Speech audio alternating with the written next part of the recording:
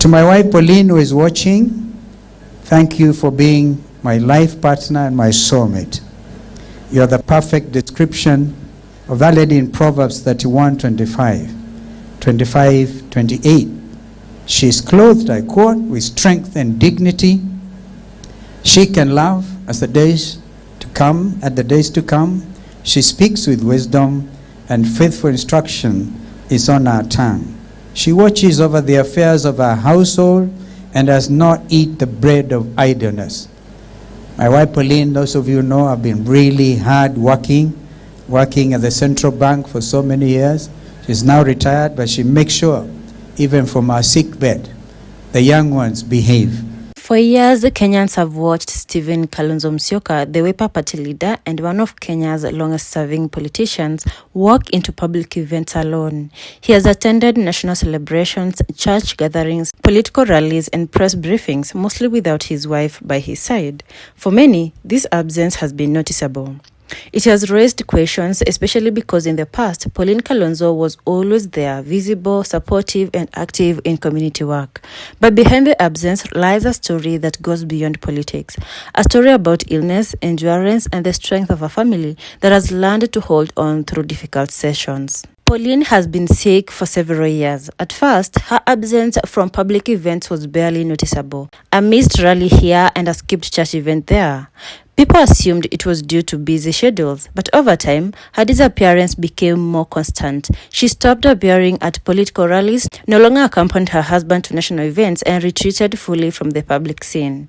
Friends and family later confirmed that Pauline had been battling a long-term illness, which required continuous treatment and a close medical attention. The nature of the illness has not been publicly disclosed, as the family has chosen to keep those details private, but it's clear that it has been a long and difficult journey.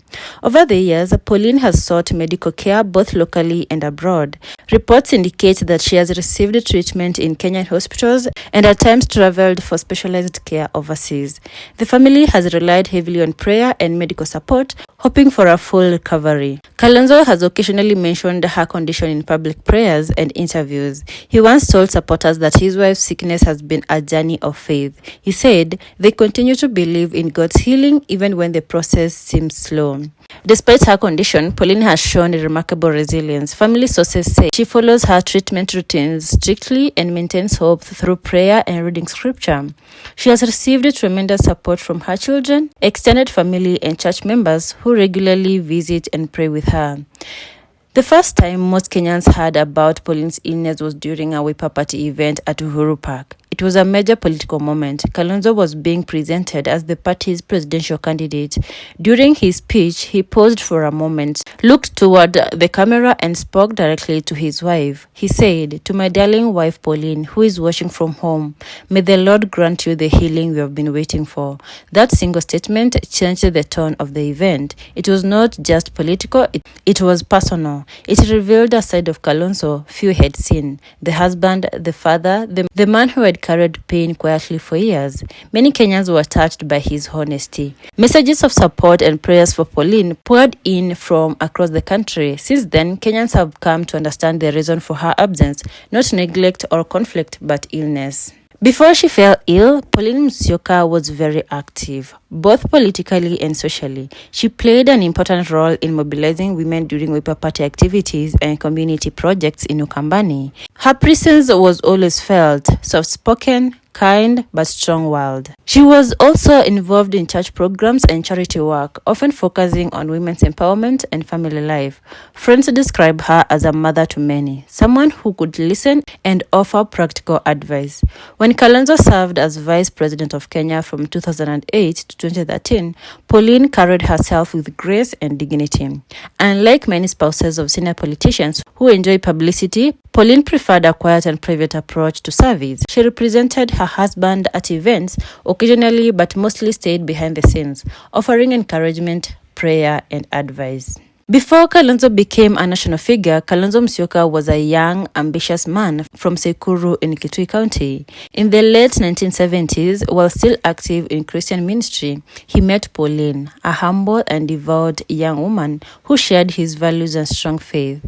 Their friendship began in a Christian youth conference where they both served as volunteers. Over time, they grew closer through their shared love for God and their desire to serve others. By the early 1980s, their bond had matured into love. In 1985, Kalonzo and Pauline tied the knot in a modest but joyous wedding ceremony, witnessed by family, friends, and church leaders. Their union was built on faith and mutual respect, two people committed to working together no matter what life brought. Soon, their home became a foundation of stability even as Kalonzo's political career began to take shape. The couple has been blessed with children. Their children have mostly stayed away from public life, focusing on education, family, and professional work. Those who know the Musyoka family describe them as deeply united, prayerful, and respectful. They have been careful to protect their private life, despite the public nature of their father's work. Kennedy Kalonzo has spoken before about his mother's faith and gentle strength. He describes her as a woman who shaped their values and taught them humility, respect, and service to others. Even in sickness, Pauline remains the spiritual pillar of the family, Howard still guiding her husband and children. Pauline's condition has tested the Musyoka family in many ways. For Kalonzo, balancing public service and family responsibilities has not been easy. He has spoken about the importance of family and faith in helping him remain focused and grounded. Close associates describe him as a man who has had to manage heavy responsibilities, political commitments on one hand, and the emotional burden of caring for a sick spouse on the other hand. Despite this, he is said to visit home frequently and ensure that Pauline receives the best medical attention.